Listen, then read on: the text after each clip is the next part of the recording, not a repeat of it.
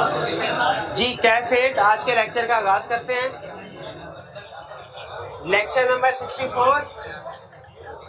आज जो कंसेप्ट हम स्टडी करने जा रहे हैं वो दो एरियाज हैं, इक्विटी और स्टैट्यूटरी बुक्स, और इसके साथ ही हमारा चैप्टर 10 जो कि पूरे ऑडिट में हमारा सबसे अहम चैप्टर था और सबसे टेक्निकल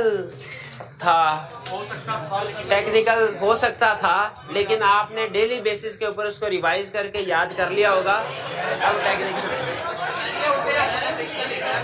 असल में सबसे ज्यादा जो फेल होने की रीजन है ना, वो ये चैप्टर बनता है।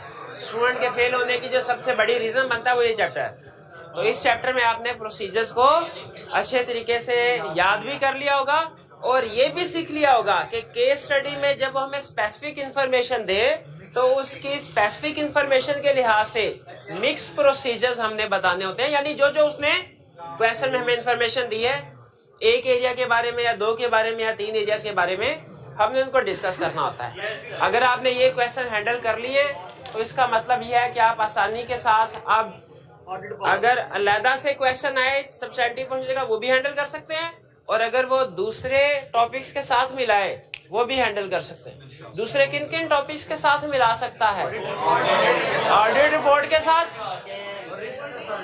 रिस्क असेसमेंट प्रोसीजर्स वाले क्वेश्चन के साथ, और की ऑडिट मैटर वाले। बिल्कुल ठीक है। चलिए, तो आज हम स्टडी करने जा रहे हैं इक्विटी और स्टैट्यूटरी बुक्स। और आज के लर्निंग ऑब्जेक्टिव की तरफ आने से पहले प्रीवियस लर्निंग ऑब्जेक्टिव में से लेक्चर में से अगर कोई क्वेश्चन है तो पूछ लीजिए। जी,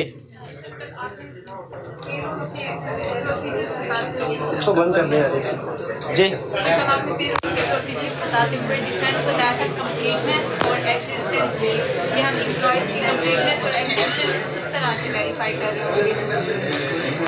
पेरोल में सुन लीजिए, इनका क्वेश्चन ये है कि सर पेरोल में एक तो है एग्जिस्टेंस वेरीफाई करना एम्प्लॉइज की, ये इंश्योर करने के लिए कि जिन एम्प्लॉइज को पेमेंट की गई है वो एक्चुअली कंपनी के एम्प्लॉइज हैं कि नहीं। उसके लिए गोस्ट एम्प्लॉइज तो नहीं है, उसके लिए क्या प्रोसीजर था कि कैसे फिजिकल वेरिफिकेशन, एक्सप्लेन करें ना पूरा सेंटेंस फॉर्म में। सैंपल उठाना है पेरोल शीट में से और चेक करना है कि फिजिकली एम्प्लॉइज एग्जिस्ट करते हैं, मौजूद हैं कि नहीं है। ये तो एक एग्जिस्टेंस के लिए, लेकिन एक निस्बतन कम रिस्क। लेकिन ये भी हो सकता है कि कोई एम्प्लॉय प्रोसेस होने से रह ना गया हो, कोई एम्प्लॉय सैलरी शीट में आने से रह ना गया हो, ये भी रिस्क है। लेकिन ये रिस्क कम, ये कंप्लीटनेस का रिस्क। लेकिन ये कम क्यों है भला? क्योंकि अगर कोई एम्प्लॉय रह भी जाता है ना तो वो 2 दिन के बाद चीखता चलाता आ जाएगा, भाई मुझे सैलरी नहीं मिली, सैलरी दो। तो एम्प्लॉइज जो है वो खुद से भी बता देता है अगर उसे सैलरी ठीक ना मिली हो या पूरी ना मिली हो। लेकिन इसके बावजूद हमने खुद भी एक्यूरेसी और कंप्लीटनेस को चेक करना है। अब ये इंश्योर करने के लिए कि कंप्लीटली सारे के सारे एम्प्लॉइज को सैलरी मिल गई है कि नहीं, क्या प्रोसीजर हो सकता है? बैंक से स्टेटमेंट, सैलरी नहीं अगर पे हुई किसी एम्प्लॉय ने काम तो किया है, उसको सैलरी पे नहीं हुई। कंप्लीटनेस के लिए एक प्रोसीजर तो ये हो सकता है कि जितने भी एम्प्लॉइज होते हैं ना उनको सीक्वेंशली प्री नंबर्ड एक एम्प्लॉय नंबर असाइन किया जाता है। तो हम ये चेक कर सकते हैं कि सैलरी शीट, पेरोल शीट में सारे एम्प्लॉय सीक्वेंस में आ रहे हैं कि नहीं आ रहे। अगर कहीं पे सीक्वेंस ब्रेक हुआ है 60 के बाद 62, इसका मतलब है उस एम्प्लॉय को पेमेंट नहीं हुई। एक तरीका तो ये है। दूसरा तरीका ये है कि एम्प्लॉइज जो, ये हम नेक्स्ट चैप्टर कंट्रोल वाले चैप्टर में पढ़ेंगे, चैप्टर 12 में, कि जब एम्प्लॉइज काम करते हैं ना तो उनकी एंट्री एक शीट पे इंक्लूड लिखी जाती है, उसे कहते हैं टाइम शीट। पेरोल शीट नहीं कहते, उसे क्या कहते हैं? जिसमें जिस एम्प्लॉय, हर एम्प्लॉय का एक अलग-अलग ये कार्ड बनता है, ये शीट बनती है जिसे कहते हैं टाइम शीट। ये भी सिक्वेंशली प्री नंबर्ड होती है। हम टाइम शीट, ये रोज इसके ऊपर एंट्री होती है, हर महीने की अलग बनती है लेकिन एंट्री इसके ऊपर रोज होती है। तो मंथ एंड पे ये सारी टाइम शीट्स इकट्ठी करके भिजवा दी जाती है पेरोल डिपार्टमेंट में। तो हम उन टाइम शीट का सैंपल सेलेक्ट करके देख सकते हैं कि वो पेरोल शीट में एंट्री हुई कि नहीं। तो याद रखिए कंप्लीटनेस भी चेक करेंगे हम और एग्जिस्टेंस ऑफ एम्प्लॉइज में। कि कहीं फेक एम्प्लॉइज तो नहीं है। अच्छा, एक्यूरेसी चेक करनी चाहिए हमें, क्योंकि पेरोल कैलकुलेट करते हुए हो सकता है कैलकुलेशन में गलती हो जाए। हमने उसे मल्टीप्लाई करना था 15% से, किसी अलाउंस को 15 से, हमने 150 से कर दिया, या हो सकता है 1.5 से कर दिया हो। हाँ, सैंपल बेस पे एक्यूरेसी चेक करेंगे, ठीक है। रिकैलकुलेशन, एक्यूरेसी कैसे चेक होगी? रिकैलकुलेशन। जी, एक्यूरेसी के लिए सैंपल कहां से सेलेक्ट होगा? एक्यूरेसी के लिए सैंपल कहां से सेलेक्ट होगा? पेरोल शीट से। उसी की कैलकुलेशन चेक करनी है ना, वो सही कैलकुलेट हुआ कि नहीं, तो पेरोल शीट से ही होगा, ठीक है जी। और कोई प्रोसीजर? जी, नॉन करंट लायबिलिटीज में एजिंग एनालिसिस नहीं होता। नॉन करंट लायबिलिटीज में हम सिर्फ जो बैंक होता है ना, जिसे लोन लिया होता है, उसको कंफर्मेशन लेटर सेंड करते हैं, उससे रीपेमेंट शेड्यूल मंगवाते हैं, क्लोजिंग बैलेंस के अलावा रीपेमेंट शेड्यूल, कि क्या तय हुआ है, लोन 5 साल बाद सारे का सारा एक ही दफा पे होगा या कि हर साल इंस्टॉलमेंट पे होगी। नॉर्मली ईयरली बेसिस पे या क्वार्टरली बेसिस पे या हाफ ईयरली बेसिस पे इंस्टॉलमेंट्स तय होती हैं। तो हमने उस रीपेमेंट शेड्यूल को सामने रख के डिसाइड करते हैं कि इसका कौन से वाला पोर्शन नॉन करंट लायबिलिटी में जाएगा और कौन से वाला करंट लायबिलिटी में। ये क्लासिफिकेशन करते हैं, एजिंग नहीं करते, एजिंग नहीं करते। हाँ जी, सिर्फ ये देखते हैं कि इनमें से कितना हमने विद इन 1 ईयर पे करना है फ्यूचर में और कितना आफ्टर 1 ईयर पे करना, ठीक है जी। क्योंकि अगर कोई लोन ओवरड्यू हो ना, ओवरड्यू हो, तो बैंक खुद उसके ऊपर फौरी एक्शन लेता है, ठीक है। वो हो सकता है कोई ना कोई पेनल्टी इंपोज करे या फौरी तौर पे सारे का सारा लोन रिकॉल कर ले, वापस मांग ले, ठीक है। तो उसकी एजिंग नहीं होती प्रैक्टिकली, नॉन करंट लायबिलिटीज की एजिंग नहीं करता। और की क्वेश्चन?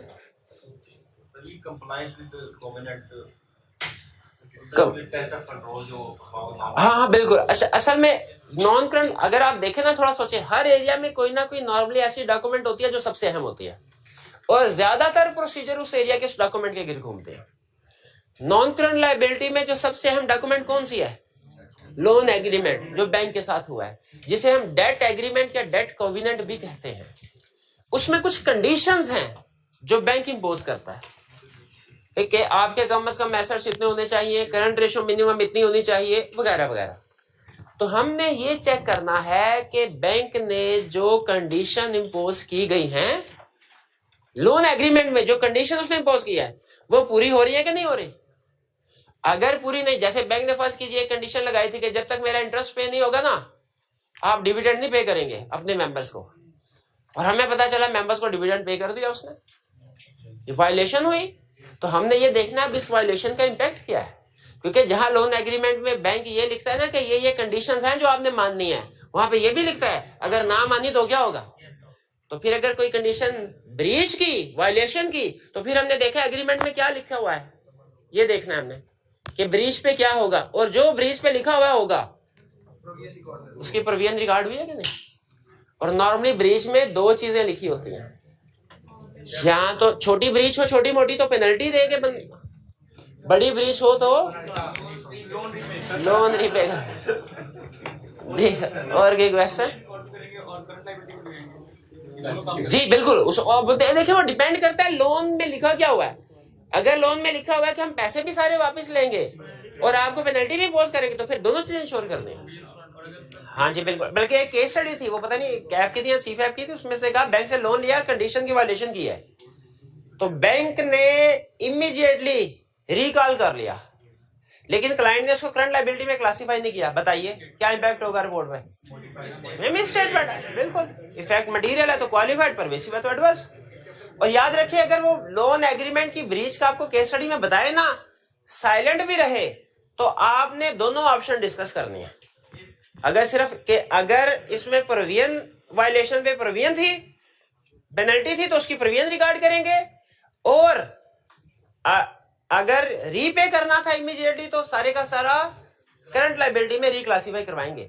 क्वेश्चन में वो आपको सिर्फ इतनी बात बताएगा कि ब्रीच ऑफ लोन है, आगे क्या लिखा हुआ है, तय क्या हुआ है, ये नॉर्मली क्वेश्चन में नहीं बताता। बताए तो बहुत अच्छी बात है, जो बताएगा उसके मुताबिक क्वेश्चन सॉल्व कर लेंगे। नहीं बताए तो आपने ये नहीं अज्यूम करना कि ब्रीच ऑफ लोन पे माफी मिलती होती है, ये नहीं करना, बल्कि आपने इसको बताना है कि इसमें या तो पेनल्टी या रिक्लासिफाई करें करंट लायबिलिटी के तौर पे, क्योंकि ये अंडरस्टूड होता है अगर लोन देने वाले की आप कंडीशन पूरी ना करें वो किसी भी वक्त वापस मांग सकता है। प्रैक्टिकली जब आप लोन एग्रीमेंट पढ़ेंगे ना, जो 5 साल का या 10 साल का भी लोन एग्रीमेंट होता है, उसके नीचे एक लाइन लिखी होती है बैंक ने कि अगर आपने वायलेशन की ना तो बैंक के पास ये राइट है, वो सारे का सारा लोन इमीडिएटली रिकॉल कर सकता है। ये लाजमी लिखी होती है उन्होंने। वो डिमांड लोन हो जाता है, लेकिन कब? जब ब्रीच होगी तब, वरना नहीं। और कोई क्वेश्चन? किसी भी एरिया में आज तक जितने भी एरियाज आपने पढ़े, किसी भी एरिया में कोई भी क्वेश्चन पूछना चाहे, कोई भी प्रोसीजर पूछना चाहे, पूछ सकते हैं। गए आप भी क्या याद करें?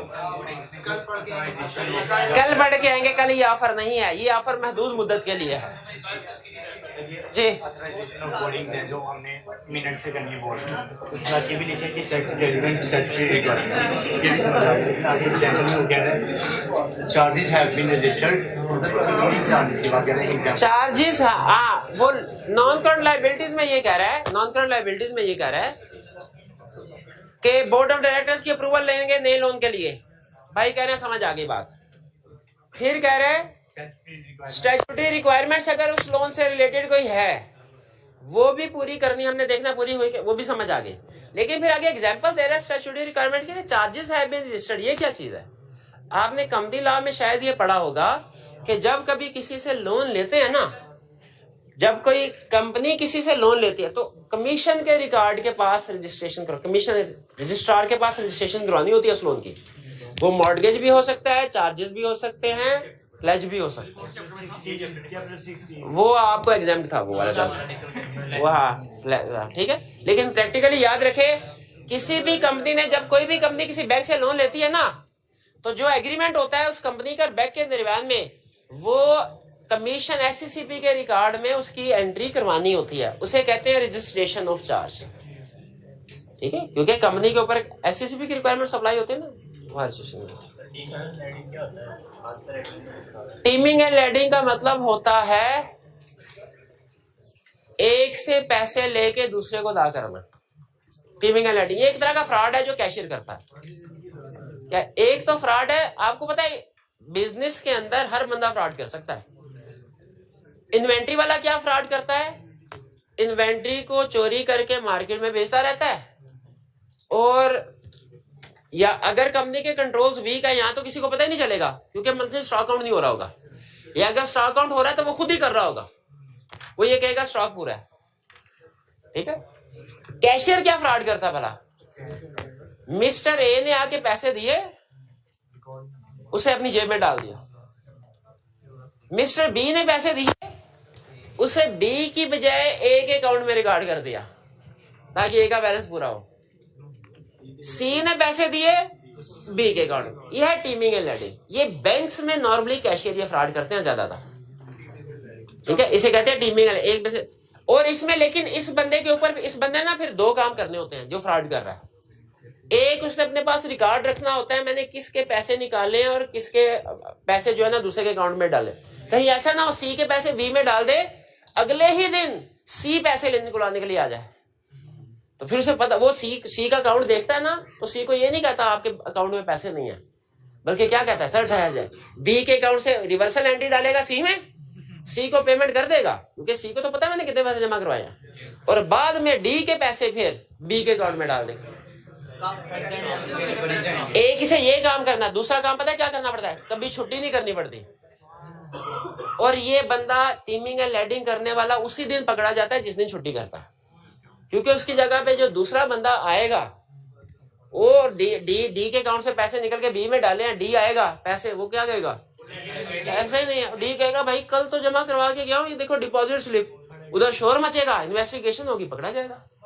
तो ये लोग कभी छुट्टी नहीं करते। मतलब ये है कि अगर आपको कभी पता चले ना कि कोई बंदा कभी छुट्टी नहीं करता, एज ऑडिटर आपने इंप्रेस नहीं होना, आपने कहना ये कोई ना कोई टीम में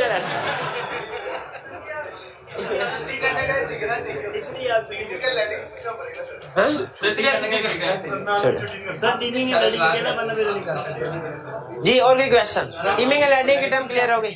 और कोई क्वेश्चन? सर ये फिर अकेला बंदा ना करे साथ में अकेला बंदा ना करे, साथ में कोई और बंदा भी मिला ले तो मिला सकता है, कोलिजन हो जाएगा। हाँ, जिस दिन छुट्टी करनी हो दूसरे बंदे को कह दे कि भाई किसी के भी चेक आए ना तो उसको डिसऑनर ना करना, पहले मुझसे पूछ लेना, कोलिजन कर सकते हैं। नहीं, मैं सैटरडे को छुट्टी नहीं कर रहा। आपकी बात किसने की? अच्छा, आपका ख्याल है मुझे पता नहीं चलता किसकी बात हो रही है। नहीं, सैटरडे को कोई छुट्टी नहीं है, बाकी क्लासेस की छुट्टी है, आपकी छुट्टी नहीं है। मेरी बाकी क्लासेस की छुट्टी हो सकता है, वो आप लोगों की छुट्टी नहीं है। और की बंद मैं आता हूँ आपकी तरफ। जी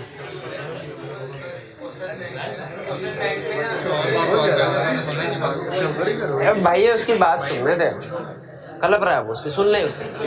जी भाई,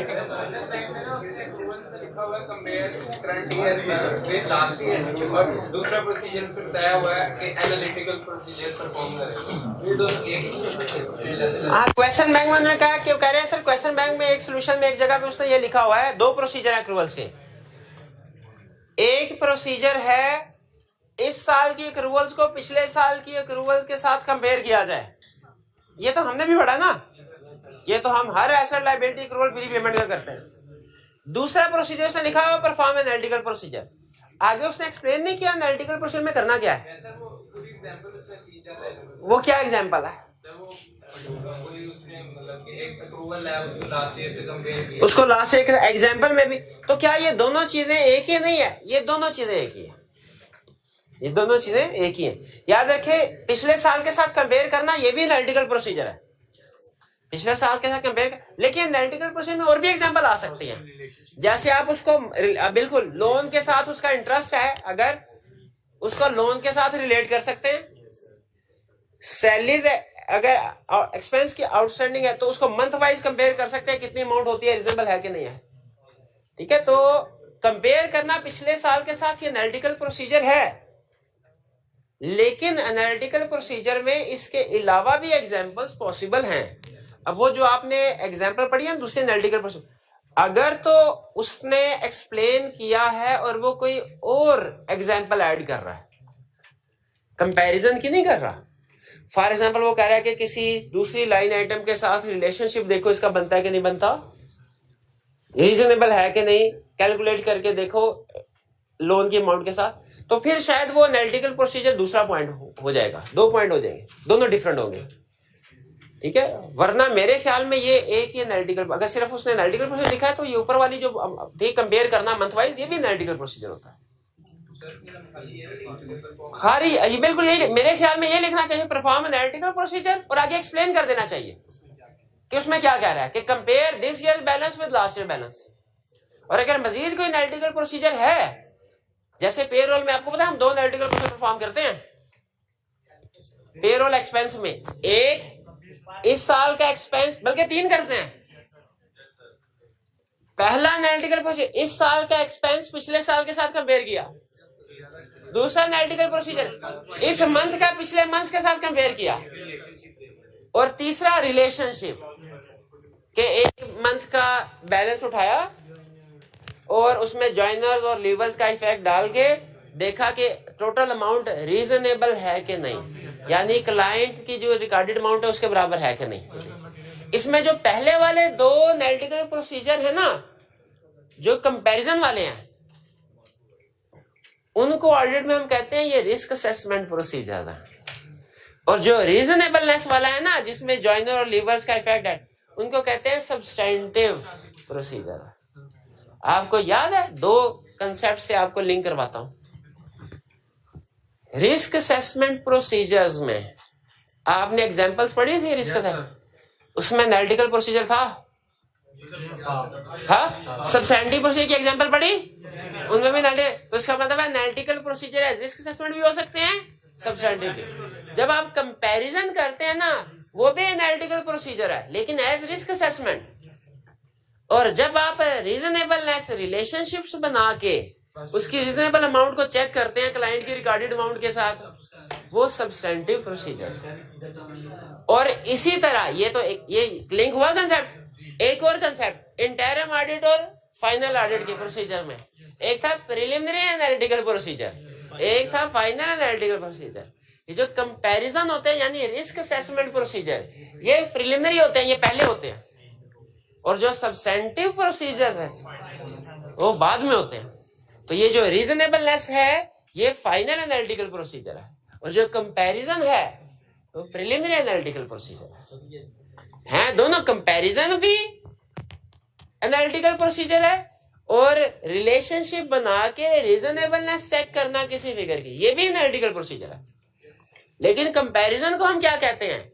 रिस्क असेसमेंट या प्रिलिमिनरी एनालिटिकल प्रोसीजर, और रीजनेबलनेस को सब फाइनल एनालिटिकल प्रोसीजर या सब्सटेंटिव एनालिटिकल प्रोसीजर।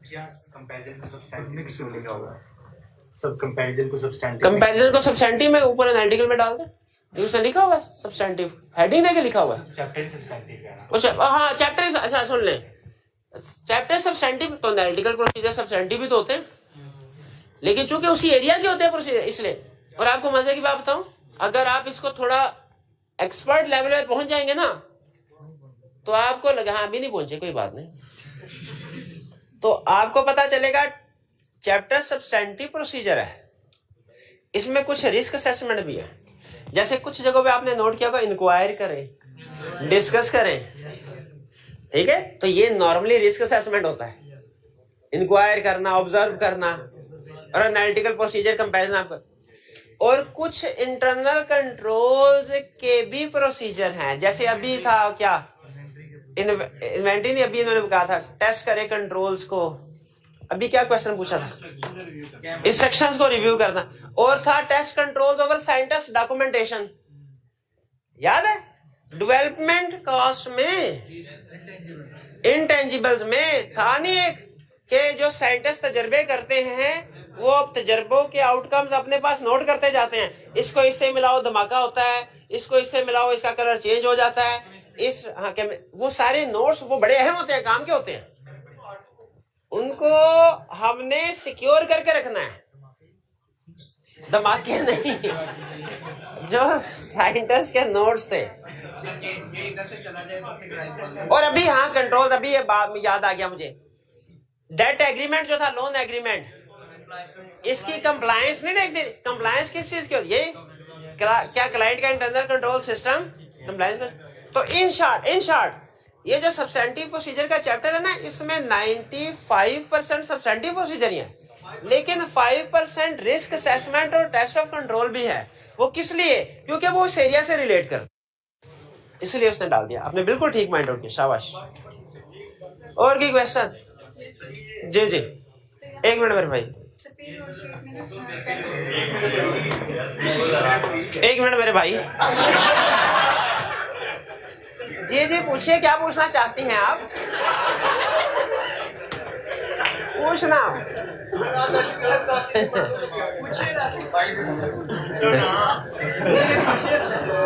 पूछे मैं जल्दी पूछ।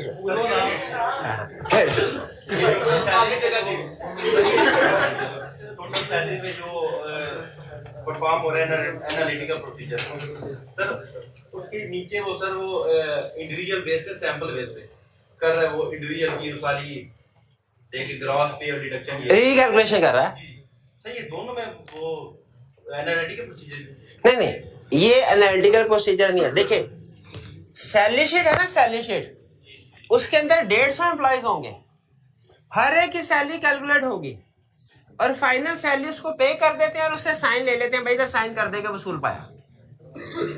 अगर आप उस 150 में से 10 एम्प्लॉइज को सैंपल बेस पे सेलेक्ट करें और चेक करें क्या इसकी जो बेसिक पे है इसके अपॉइंटमेंट लेटर से मैच करती है, क्या इसको जो अलाउंसेस दिए गए हैं उनकी परसेंटेज ठीक अप्लाई की गई है, क्या टोटल सही आ रहा है, क्या टैक्स की अमाउंट सही कैलकुलेट हुई है ना, ये रीकैलकुलेशन है।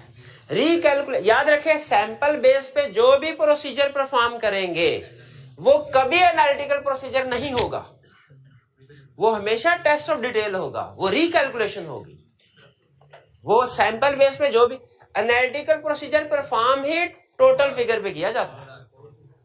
अब देखें, अच्छा आप मुझे बताएं, अगर मैं इस महीने की जो टोटल सैलरीज की फिगर है उसको पिछले महीने के साथ कंपेयर करूं कि एम्प्लॉइज पिछले महीने में भी उतने थे, इस महीने में भी उतने ही है, लेकिन सैलरीज एक्सपेंस में कहीं फर्क तो नहीं आया, ये क्या है? Analytical procedure.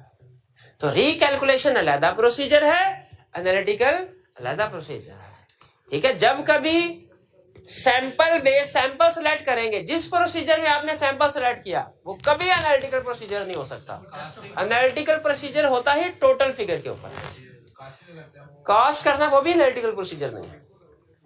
टोटल करते हैं जब हम, वो भी एनालिटिकल प्रोसीजर नहीं है, वो रिकैलकुलेशन। और की क्वेश्चन? हाँ, आपका question. Cost sample of payroll sheet, इसका मतलब क्या हुआ? उसका टोटल करके देखो, क्या 12 महीनों का टोटल उसी एक्सपेंस से मैच करता है जो इनकम स्टेटमेंट में है? और टू कंफर्म कंप्लीटनेस, कहीं ऐसा तो नहीं कोई एक महीना स्किप हो गया हो? कंप्लीटनेस का मतलब कि सारे महीनों की ट्रांजैक्शन रिकॉर्ड हो गई है कि नहीं? कहीं कोई दिसंबर का महीना रह तो नहीं गया? कास्ट का मतलब टोटल करना, रिकैलकुलेट करना, बिल्कुल यही मतलब होता है। CAST, ये CAST है, COST नहीं है, उसका कास्ट का मतलब कुछ और होता है।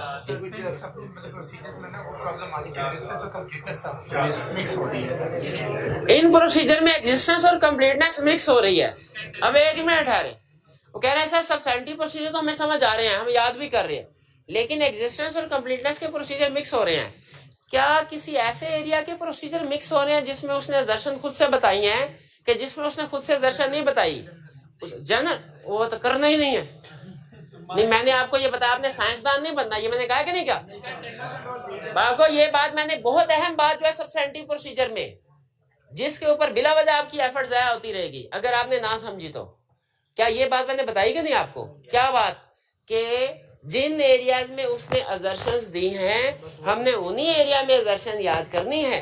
जिन एरिया में उसने असर्शंस नहीं बताई उनमें हमने याद नहीं करनी। अब आप इंटरेस्ट एक्सपेंस का एरिया उठा के उससे असर्शन वाइज करना, कि मेरा कंसेप्ट स्ट्रांग होना चाहिए, मैं जो स्टैंडर्ड कह रहा हूं उसके मुताबिक ही करूंगा।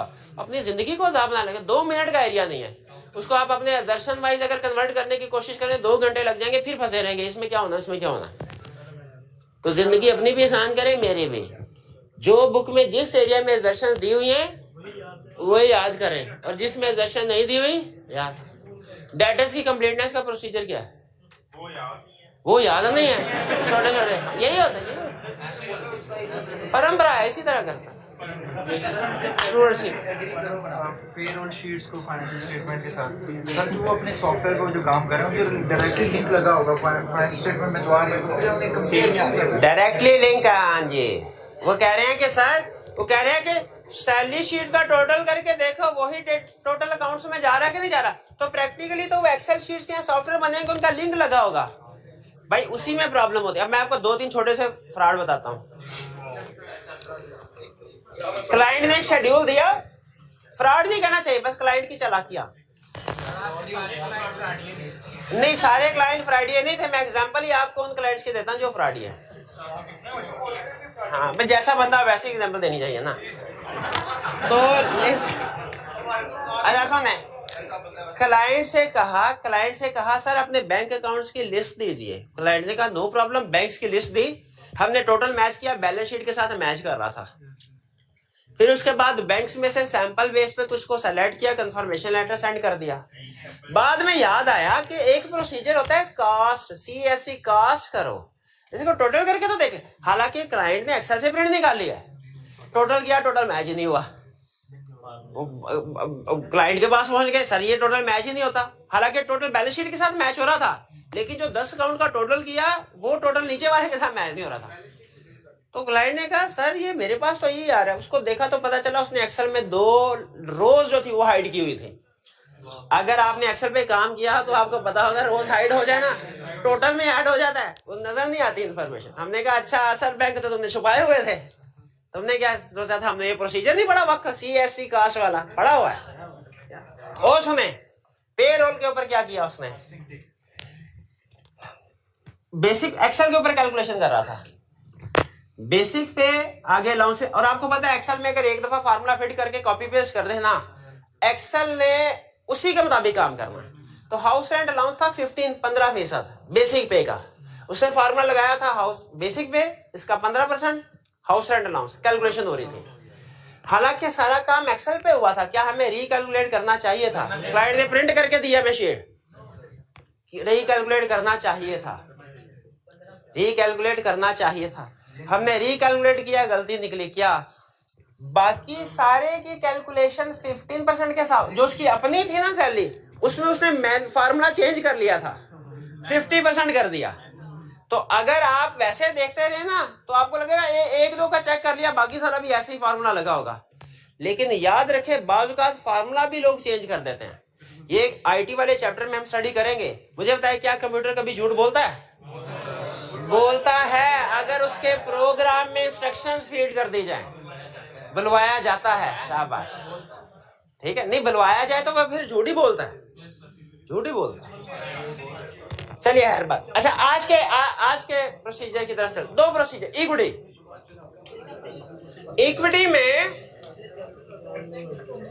इक्विटी में कौन कौन से शेयर कैपिटल शामिल है और रिजर्व शामिल है। भाई शेयर कैपिटल में और इक्विटी में फर्क पता है आपको? इक्विटी में और शेयर कैपिटल में क्या फर्क है? मेरा भाई बताएगा। हाँ सर, आप पता नहीं क्या देखते हैं, ऑडिट में देख के भी हंसने वाली चीज है। बताओ क्या पूछा मैंने? इक्विटी में क्या फर्क है बताओ?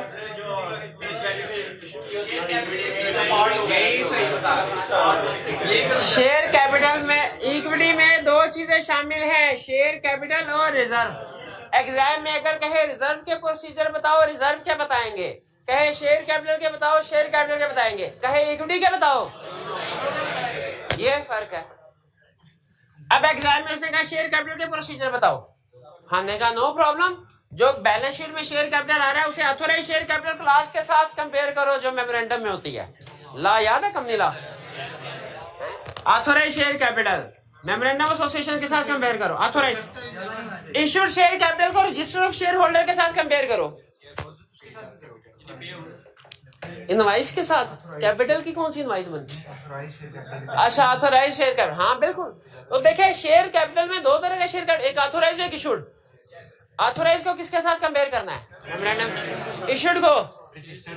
अच्छा जरा मुझे बताइए, बैलेंस शीट में ऑथराइज्ड शेयर कैपिटल का डिस्क्लोजर आता है? यस सर, आता है, लेकिन इसे टोटल करते हुए काउंट नहीं करते, ठीक है। अगर ड्यूरिंग द ईयर कोई शेयर कैपिटल इशू किया गया है तो क्या ऐसा पॉसिबल है? तो क्या प्रोसीजर होंगे? चेक कर लेंगे। क्या चेक कर लेंगे? जो इशू है शाबाश।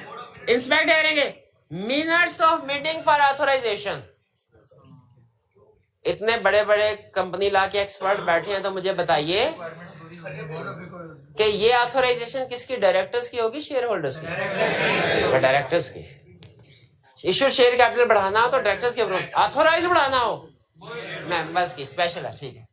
फिर देखना है जो शेयर कैपिटल इशू किया है उसके अगेंस्ट कैश रिसीव हो गया कि नहीं। कैश बुक में, बैंक स्टेटमेंट में देखो।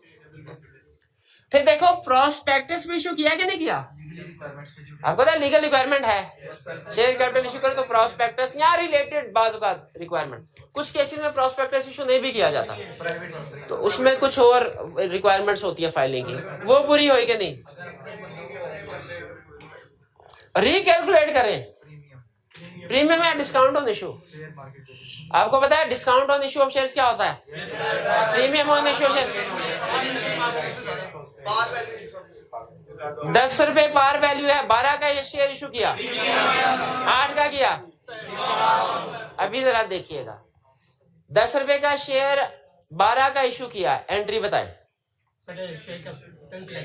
शेयर कैपिटल क्रेडिट 12 से 12 से करवा रहा है, अभी कर दिया था उसने, बैठ है। कैश डेबिट 12 से, शेयर कैपिटल 10 से, प्रीमियम और डिस्काउंट पे अगर शेयर, एक मिनट हरिए और कोई नहीं बोलेगा। 10 रुपए पार वैल्यू के शेयर 8 रुपए डिस्काउंट पे इशू की, एंट्री पास करें। मेरी एंट्री सुन लें, कैश डेबिट 8 रुपए से, शेयर कैपिटल क्रेडिट 8 रुपए से, क्योंकि ट्रेड डिस्काउंट रिकॉर्ड नहीं किया जाता। जी एंड अच्छा चले सुन लें जी। कैश डेबिट 8 से, डिस्काउंट अलाउड डेबिट 2 से, शेयर कैपिटल क्रेडिट 10 से। डिस्काउंट अलाउड नहीं आएगा, discount on issue of share होगा।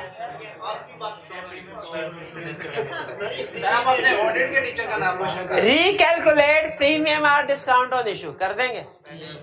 रिकैलकुलेट करना आता है?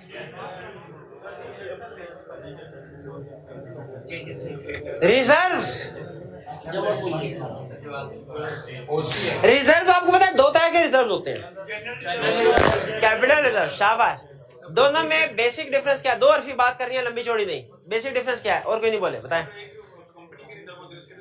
एक कंपनी के रिजर्व होते हैं, उसमें से प्रॉफिट नहीं देते। जनरल रिजर्व में से, किसमें से? कैपिटल रिजर्व में से। कैपिटल रिजर्व में से डिविडेंड डिस्ट्रीब्यूशन नहीं होगी। और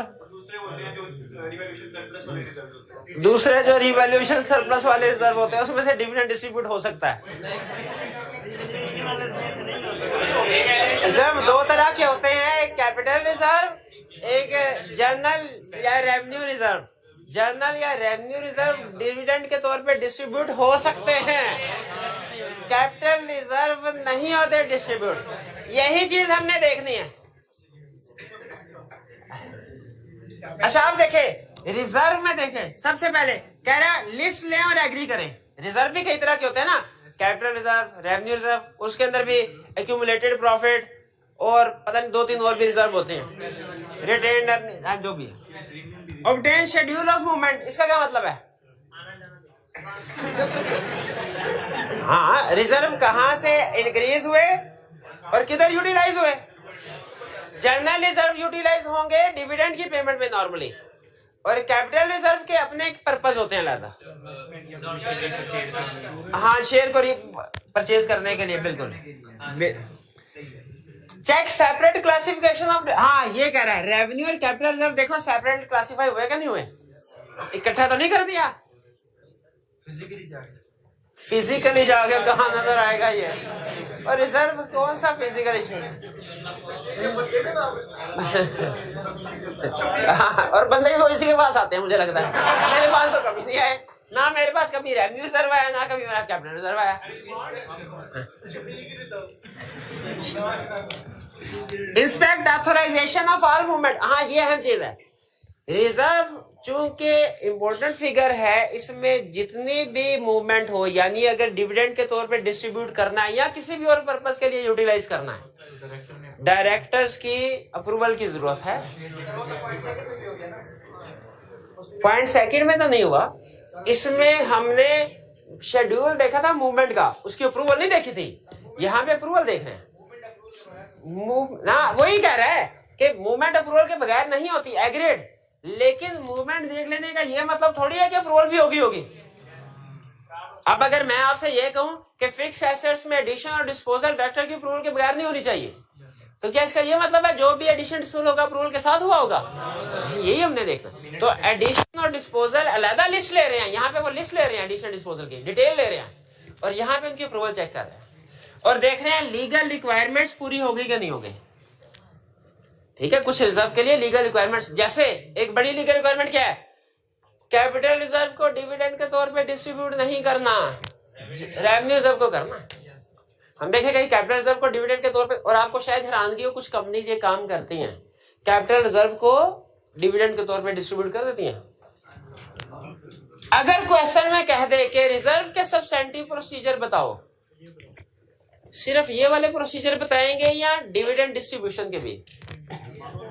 क्या डिविडेंड डिस्ट्रीब्यूशन रिजर्व को अफेक्ट करता है? क्या डिविडेंड डिस्ट्रीब्यूशन रिजर्व का हिस्सा है? बिल्कुल है, बिल्कुल, हाँ बिल्कुल। तो अगर आपसे कैपिटल रिजर्व के प्रोसीजर पूछे फिर बेशक ऊपर वाले बताएं, नीचे वाले ना बताएं।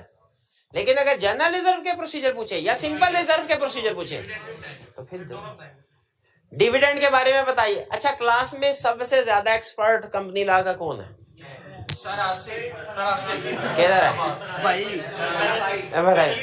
बताइए डिविडेंड के बारे में क्या क्या रिक्वायरमेंट्स हैं?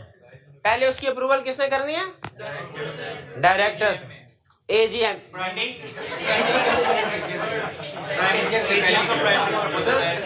नहीं, बस रहने मेरा ये आपके सबसे एक्सपर्ट का हाल है। सबसे पहले डिविडेंड की अप्रूवल BOD या दोनों क्यों लिखा हुआ है? इंटरम डिविडेंड है तो डायरेक्टर्स की अप्रूवल, फाइनल है तो मेंबर्स की। रिकैलकुलेट डिविडेंड, एक शेयर आपने खरीदा स्टॉक एक्सचेंज से 525 रुपए का, उस पे 100% डिविडेंड अनाउंस हुआ, आपको कितने रुपए मिलेंगे? नहीं, डिविडेंड पे जो परसेंटेज लगती है ना वो फेस वैल्यू पे अप्लाई होती है। अगर शेयर 10 रुपए का है ना,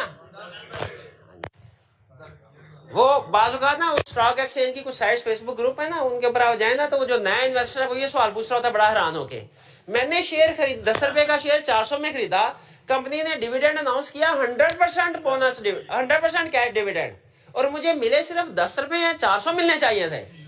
तो उसे फिर दूसरे बंदे एक लगा के बताते हैं उसे कि भाई 100% जो होता है वो कंपनी के पार वैल्यू के मुताबिक होता है, क्योंकि बुक्स में आपको पता है पार वैल्यू रिकॉर्ड हो रही, मार्केट वैल्यू नहीं हो रही होती। यही समझा रहा है कि डिविडेंड रिकैलकुलेट करो तो सही करना पार वैल्यू पे, बुक वैल्यू, मार्केट वैल्यू पे नहीं। इंश्योर करें पेमेंट की गई है आउट ऑफ डिस्ट्रीब्यूटेबल प्रॉफिट। ये होता था ना लॉ में कि अनरियलाइज्ड इन्वेस्टमेंट, पेपर में भी आया था। Distributable profit with in prescribed time, prescribed time कितना है? 15 डेज, 45 दिन, 15 दिन, डिक्लेयर करने के 15 दिन के अंदर अंदर में।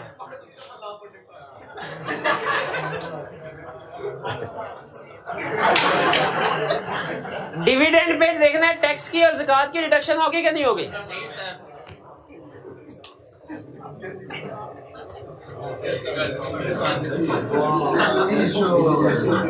इंश्योर के अनक्लेम डिविडेंड, अच्छा कुछ डिविडेंड ऐसा भी होता होगा जो शायद किसी ने क्लेम ना किया हो, वो कंपनी की लायबिलिटी रिकॉर्ड होनी चाहिए कि अदर इनकम?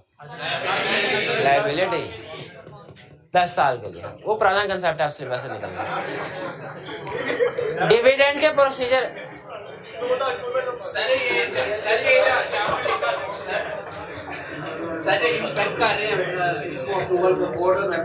जी जी नहीं, SCCP के अप्रूवल की जरूरत नहीं होती डिविडेंड पे करने के लिए। SCCP के अप्रूवल की जरूरत नहीं, वो पेनल्टी है, वो यहाँ पे जिक्र करने का जरूरत नहीं। अगर डिविडेंड प्रेस लॉ में ये भी लिखा हुआ था dividend with in prescribed time पे ना करें तो चीफ एग्जीक्यूटिव को पेनल्टी बढ़ती है, वो लिखने की जरूरत नहीं है।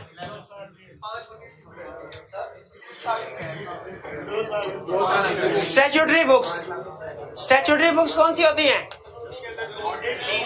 जो कंपनी लॉ रिक्वायर करता है कि हर कंपनी ने मेंटेन करनी है, जैसे बोर्ड मीटिंग के मिनट्स, जनरल मीटिंग के मिनट्स, रजिस्टर ऑफ मेंबर्स और directors, register of mortgage and charges. ये लॉ में आपने कहीं ना कहीं पढ़े होंगे। Company shall maintain register of member, register of directors. इनका ऑडिट कैसे करेंगे? हमने 2 काम करने हैं। इंस्पेक्शन करेंगे कि बुक्स मेंटेन हो रही हैं कि नहीं, अप टू डेट है कि नहीं, सिंपल।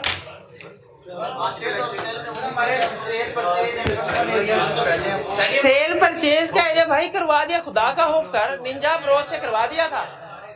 1 मिनट है, अभी नहीं, अभी कर लेते हैं। कॉर्नर में करवाया था एजर्शन, 1 मिनट है। पहली एजर्शन सेल्स में, पहली एजर्शन बताइए सेल्स में कंप्लीटनेस कैसे करेंगे? Select a sample of GDN and check recording in sales account. दूसरी एजर्शन अकरेंस क्या करें? Select a sample of recorded invoices and inspect GDN और दूसरी supporting document, good dispatch note, sales order, customer acknowledgement वगैरह। तीसरा procedure cut off, select a sample of sales recorded on last day of year और check करें उससे पहले वाली इसी साल में रिकॉर्ड हो, बाद वाली अगले साल में। और प्रेजेंटेशन IFRS के मुताबिक प्रेजेंटेशन है कि नहीं, और क्लासिफिकेशन, स्कैन, लेजर, और accurate select sample of sale and recalculate discount वगैरह करवा दिया है। वो जो एक्सपेंसेस के साथ एक्सपेंसेस की अप्रोच सिखाई थी ना, उसी के मुताबिक सेल्स और परचेज, और मैंने कहा भी था पढ़ के आना है।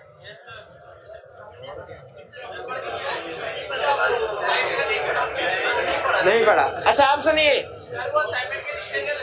असाइनमेंट किधर है? हाँ नीचे, हाँ असाइनमेंट, असाइनमेंट के नीचे लिखा हुआ है रीडिंग असाइनमेंट, सुन लें। अच्छा रीडिंग क्यों, राइटिंग असाइनमेंट क्यों नहीं दी? राइटिंग मैंने आपको कहा था ना कल देंगे ना आज।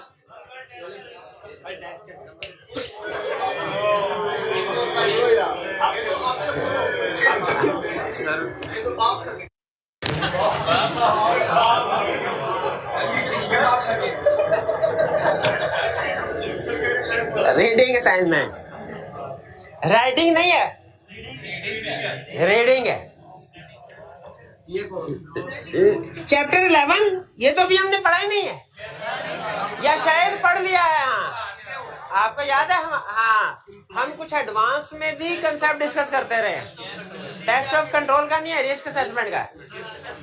चैप्टर 11 रिस्क असेसमेंट का है।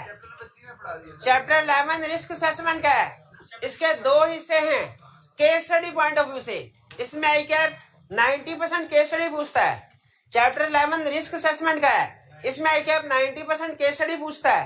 चैप्टर 11 रिस्क असेसमेंट का है, इसमें आई कैप 90% केस स्टडी पूछता है। इसलिए अब मैं केस स्टडी की बात करूंगा आगे। रिप्रोडक्शन वाला मटेरियल आपको कल परसों पढ़ा दूंगा, लेकिन आज केस स्टडी की बात होगी। और केस स्टडी आपने 50% नहीं, 60% भी नहीं, 70% भी नहीं, 80% भी नहीं, 90% कर ली हुई है। इसलिए कि रिस्क असेसमेंट का जो केस स्टडी वाला क्वेश्चन है उसके दो हिस्से हैं। रिस्क असेसमेंट का केस स्टडी वाला क्वेश्चन, इसके दो हिस्से हैं। लेफ्ट साइड पे हम बताते हैं रिस्क और राइट साइड पे बताते हैं प्रोसीजर। रिस्क असेसमेंट की केस स्टडी के दो हिस्से हैं। लेफ्ट साइड पे बताते हैं रिस्क, राइट साइड पे बताते हैं प्रोसीजर। और प्रोसीजर आपने कर लिए हुए हैं चैप्टर 10 में।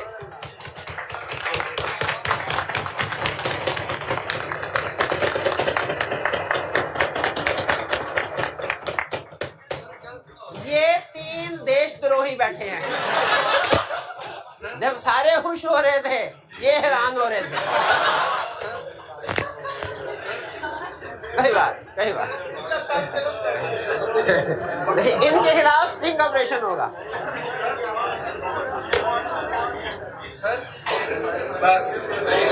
अच्छा नहीं, लेकिन अगर रिस्क भी, ये तो सब्सिडी पूछे बताया ना, पढ़ लिया है। रिस्क कहाँ बढ़ा? रिस्क कहाँ बढ़ा? बहुत पहले। कहाँ? चैप्टर 3 में लास्ट में प्रोफेशनल स्केप्टिसिज्म की एग्जांपल्स याद है?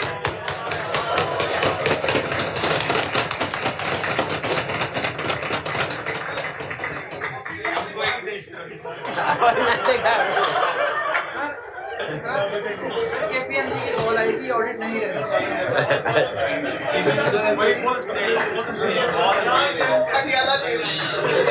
इसका मतलब ये हुआ कि चैप्टर 11 इज केस स्टडी के पॉइंट ऑफ व्यू से कह रहा हूँ, केस स्टडी के पॉइंट।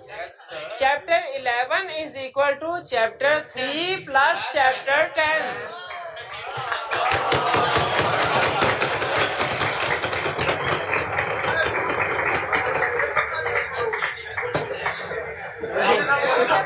आज आप घर से ऑडिट पढ़ने नहीं आए मुझे।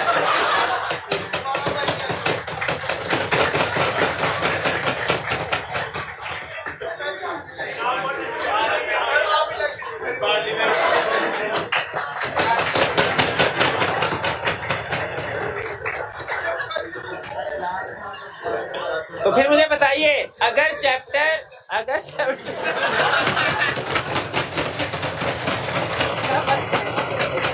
टाइम कब मैं पढ़ाने थे, मुझे 10 मिनट इधर।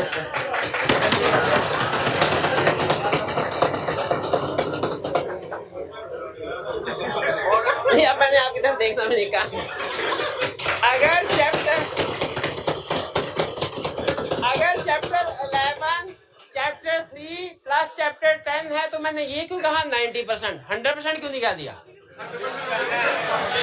इसका मतलब है शायद कुछ ऐसी सिचुएशंस आ जाएं जो अभी तक हमने नहीं पढ़ी। अगर क्वेश्चन में डेटर बैंकरप्ट होता हुआ हम प्रोसीजर बना देंगे। अगर इन्वेंट्री के एनआरवी का पूछा हम प्रोसीजर बता देंगे। अगर उसने लीगल केस कहा क्लाइंट के खिलाफ इनिशिएट हुआ है उसके प्रोसीजर बता देंगे। बैंक का रिकंसिलिएशन का पूछा प्रोसीजर बता देंगे। आग लगी है प्रोसीजर बता देंगे। इंश्योरेंस करवाए थे लेकिन अगर उसने कहा वारंटी की है इम्पेयरमेंट के प्रोसीजर वही बता देंगे। तो फिर आपने लिस्ट को पढ़ के देखना है कहीं उसमें इक्का दुक्का प्रोसीजर ऐसे तो नहीं है जो अभी तक हमने नहीं पढ़े। मुझे लगता है अगर कोई 20 एरियाज है ना तो उसमें शायद 1-2 एरियाज ऐसे हों या 2-3 जो भी हमने, अब ये आपने असेस करना। अब लेकिन एक चीज ध्यान में रखिएगा, आपने एग्जाम में जो क्वेश्चन इस चैप्टर में सबसे अहम कंसेप्ट जो है वो है लर्निंग ऑब्जेक्टिव 4 और उसमें तकरीबन 100% कंफर्म समझे। जो अगर वो पास्ट ट्रेंड के मुताबिक ही क्वेश्चन बनाए, अगर पास्ट ट्रेंड को फॉलो करे अगर, तो तकरीबन कंफर्म है कि रिस्क असेसमेंट का क्वेश्चन वो जरूर पूछेगा। सब्सटेंटिव प्रोसीजर तो 100% कंफर्म है ना, उसका तो अगर मगर है ही नहीं। चैप्टर 10 में से तो 100% क्वेश्चन पूछेगा। चैप्टर 11 में से भी अगर पास्ट ट्रेंड को फॉलो करे तो उसमें से क्वेश्चन पूछेगा जिसमें आपको कोई इंफॉर्मेशन देगा और आपको उसने बताएगा कि इसमें से रिस्क आइडेंटिफाई करो और बताओ इसमें प्रोसीजर्स कौन से होंगे। आपने रिस्क को आइडेंटिफाई करना होगा और प्रोसीजर्स को बताना होगा। और इसमें रिस्क तकरीबन आप सारे पढ़ चुके हैं, सिवाय 2-3 होंगे उनकी आप रीडिंग कर लीजिएगा, वो हम डिस्कस करेंगे। आपने इसकी प्रेजेंटेशन को फॉलो करना है कि सोचना है कि प्रेजेंट कैसे किया, ठीक है। और आगे सिंपल रीडिंग करनी है, याद एक लाइन ना करें, एक लाइन भी याद ना करें, लिखना भी कुछ नहीं है, सिर्फ रीडिंग कर लें। जो चीज समझ आए उसको टिक कर दें, जो नहीं समझ आएगी उसको क्रॉस या ब्लैंक छोड़ते जाएं ताकि बाद में आप मुझसे पूछे तो मैं आपको एक्सप्लेन कर दूं। तो आज आपकी जो रीडिंग असाइनमेंट है वो क्या है? चैप्टर 11 का लर्निंग ऑब्जेक्टिव 4। और आपने ये नहीं सोचना कि ये तो पढ़ाया ही नहीं, पढ़ाए बगैर मैं आपको असाइनमेंट दे रहा हूं, नहीं, ये हम पढ़ चुके हैं। इसमें लर्निंग ऑब्जेक्टिव 4 में जो भी चीजें हैं, रिस्क भी पढ़ चुके हैं, सब्सटेंटिव प्रोसीजर भी पढ़ चुके हैं। हाँ, 2-3 एरियाज ऐसे होंगे जो शायद नहीं पढ़े, वो आपने हाईलाइट करने हैं, वो फर्दर हम क्लास में डिस्कस करेंगे, ठीक है। हाँ जी बिल्कुल। और ये भाई क्या लिख रहे हैं, जो स्टूडेंट ये असाइनमेंट आज पूरी पढ़े, आज पार्टी नहीं लिखा गई, जो स्टूडेंट ये असाइनमेंट आज पूरी पढ़े, असाइनमेंट कौन सी? लर्निंग ऑब्जेक्टिव 4 चैप्टर 11, अल्लाह उसे पास करे, बोले आमीन।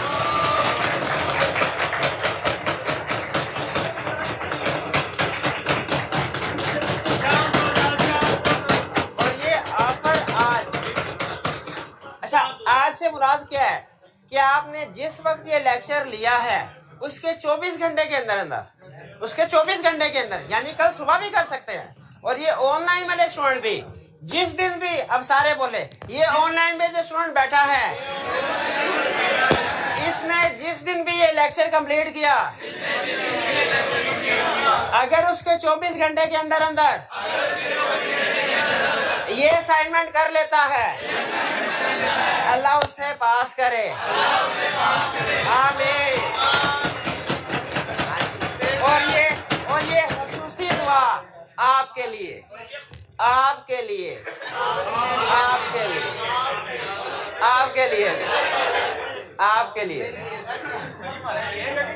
हालांकि लेकिन आपके लिए ये असाइनमेंट जो स्टूडेंट, ये कौन सी असाइनमेंट?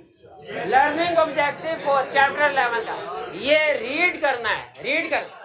इससे आपका चैप्टर 3 प्रोफेशनल स्केप्टिसिज्म भी रिवाइज हो जाएगा, चैप्टर 10 भी रिवाइज हो जाएगा और चैप्टर 11 की केस स्टडी भी, ठीक है। हाँ, इसमें अगर आप देखें ना, ठहर जाए, इसमें अगर आप इसका फॉर्मेट देखें ना, फॉर्मेट, तो इसका फॉर्मेट क्या है? हाँ,